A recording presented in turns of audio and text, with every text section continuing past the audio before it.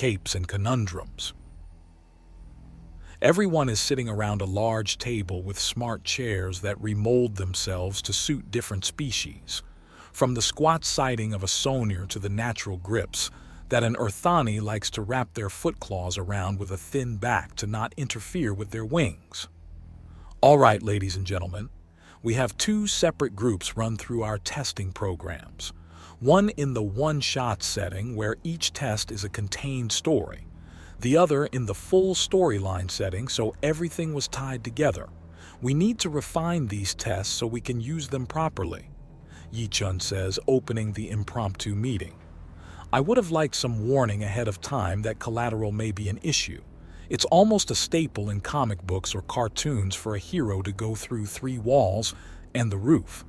If a car isn't totaled through a fight, was there even a fight to be had? Santiago asks, and he gets an unimpressed look from Yi-chun. Ease up, buddy. I'm teasing, although it would have been nice to have a more advanced warning about the collateral concern. Fair enough? Anything else? Yi-chun asks, writing things down, and Robin gives out a slight cough. Yes? Maybe less straps to tie up my opponent next time? There was an overabundance of ways to tie up my opponent. No offense, ma'am. None taken. The main reason I agreed to things was that I knew you would be holding back and there were enough safeties in place to fight a toddler without killing them, Junda says with a giggle. At her preferred size and shape, she was downright petite for her general height profile, something that played very well into her former career as a low-profile security guard. In this scenario, which one of us is the toddler? Robin asks, and Junda huffs in amusement before her eyes widen and she pulls out her silently vibrating communicator. She quickly reads a message and sighs.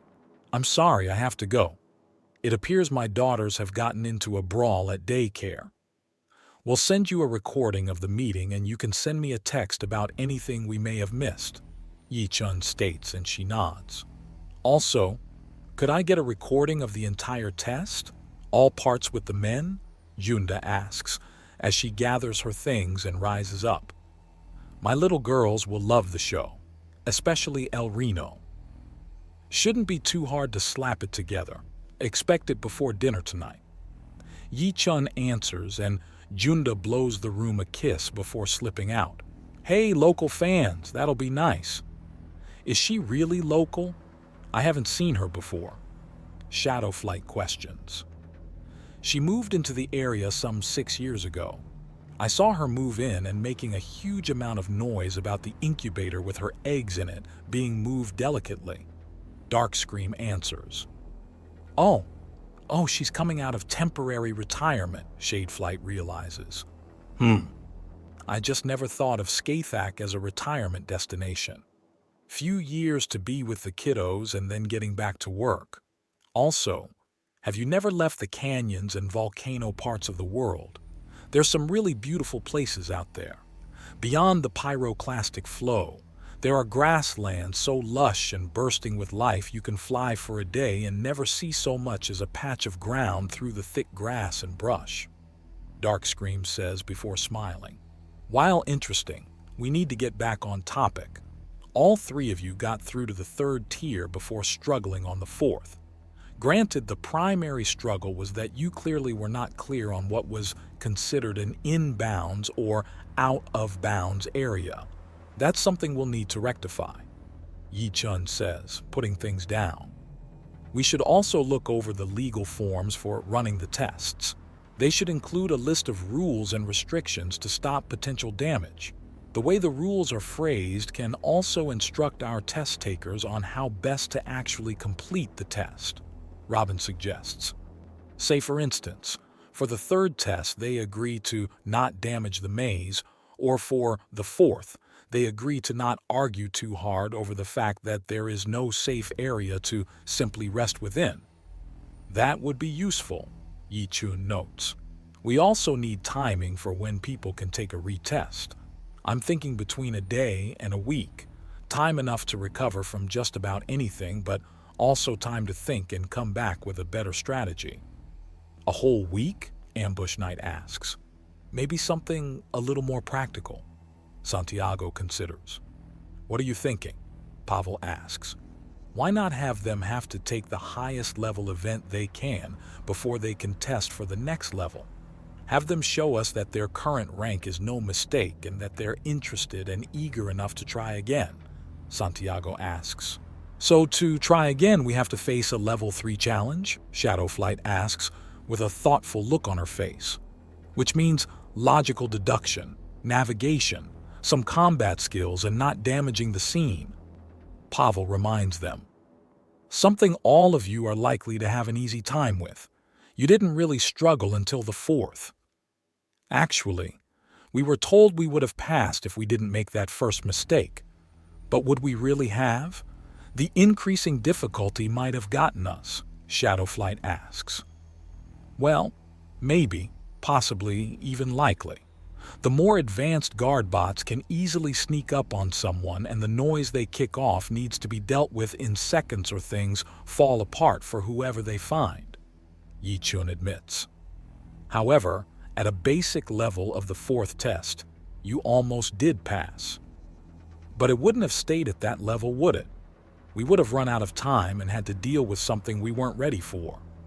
Yes, you would have. The partially hidden part of the 4th test is dealing with the unknown, Yichun admits. Still, we won't know for certain until we get you through into a proper level 4 test. So, how soon can we get that? When are you rolling out the properly leveled scenarios on the city? Ambush Knight asks, and Yichun sighs. That I don't know, I'm afraid. I'm in control of the tests and their maintenance, that's it, Yichun says. Still, we can request for higher level tests to be rolled out and proper control to be placed on the tests in question when we release the tests themselves to the public. So until then, you 3 cannot retest. Understand? The 3 women are in sync as they sigh in disappointment. This is in the interest of fairness.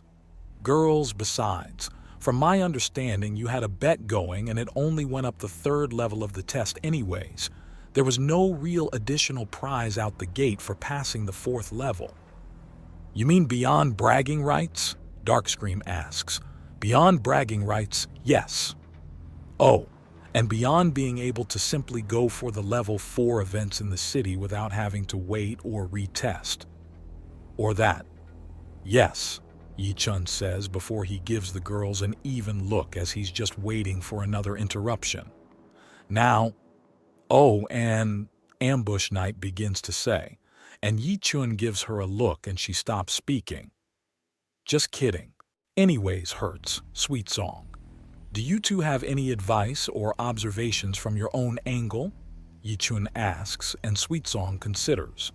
I think that influence like my own will be limited in scope.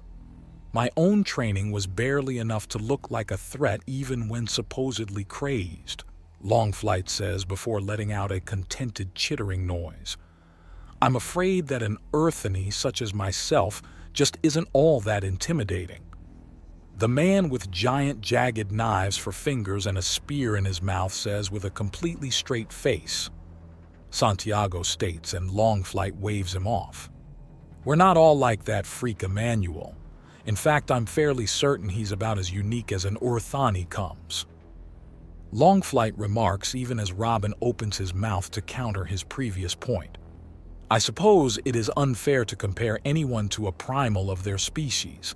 They just can't possibly compete with... Robin begins, and Longflight points a large black claw straight at him. Don't you start that. We are not doing that again. I have no desire to, nor urge to do any of the 1,000 insane things that Skitterway did. I move at my own pace. I don't race myself for conquering worlds. Thank you, Longflight states, and Robin holds his hands up in amusement. How well do you 2 know each other? Duskscream asks. I do a lot of legal work. He's a translator. We work together quite a bit, and I helped him out when the consequences of a primal Earthani emerging hit him. That reminds me, did it work? It did, but nowhere near enough was left for it to work twice, Longflight says, and Robin chuckles. Spill the beans. What happened? Pavel asks. I had my molted shell stuffed, mounted with hydraulics and disguised to look more like a monster than me. Then I hid it in a bathroom stall and waited for the scream. Oh, wait, is this why the third-level bathroom is out of commission? Scaring an Apak leads to things being set on fire, and she was a quarter-finalist for the Broken Shell tournament, so it got set on war fire. Longflight says before smirking. Quite the send-off to how timid I used to be. What's it like anyways? Just changing like that? 3 weeks ago, you were a normal Earthani. Now your proboscis is an even deadlier weapon, and to say nothing of your behavior. You're still you, but... Robin asks, and Longflight rubs his chin with a claw in thought. The strangest part is how natural it feels. There was no one moment where the world was painted one color and then the other. I don't see things differently. It's just that I have different impulses now. It's like I've run out of fear and weakness. Like there was only so much of either within myself, but now there is less of it. It's not my thoughts or my memories or even my personality that has changed. I'm just more certain, more steady. You've gone from riding the wind to mastering it, Ambush Knight says, and Longflight nods. Yes, it's a lot like that. One moment you're gliding, the next you're flying, and the line between the two is so thin and blurry that there's no real way to tell, Longflight says. But we're off topic. We're still discussing the tests. Do you foresee a lot of use of Killer Moth? I can play the part, yes, but if I do, it's going to require a pay rise and hazard pay to do it on the regular, and I'm talking about more than just time and a half like today. Possibly. Are you willing to undergo further training? You will be dipping your toe, foot claws into the combat portion of the Undaunted, and that will indeed bring about a pay rise, but also further responsibilities. We will discuss that in full later. For the sake of the tests, I suggest more fully trained individuals within it. I understand myself. Miss Hertz and Miss Deathroll were mostly there for show, and due to the level of training of our opponents, it was far more theater than combat. But I will want further training for myself and heavily recommend them for the others before we do so again, Longflight says, and Yi-chun writes it down. I personally had a lot of fun, Milla states. Of course I was testing my low-profile battlesuit and just dropping crates on someone, so no real danger there. Actually, I was a little worried I might have hurt you. You didn't, although I was worried about my mask for a few moments, Santiago states. Still, it seems like all that we can find to improve things is some refinement of what we already have and getting it ready for mass use. Is there any real dispute to this? There are numerous answers in the negative around the table, and Yi-chun stands. Then it seems this meeting is over. Thank you everyone for helping test things out, and our next series of tests will be in a few days. We will be bringing in a control group of 100 civilians to stress test the tests over several days. We will need Bane, Deathstroke, and Deadshot ready for that. No Catwoman?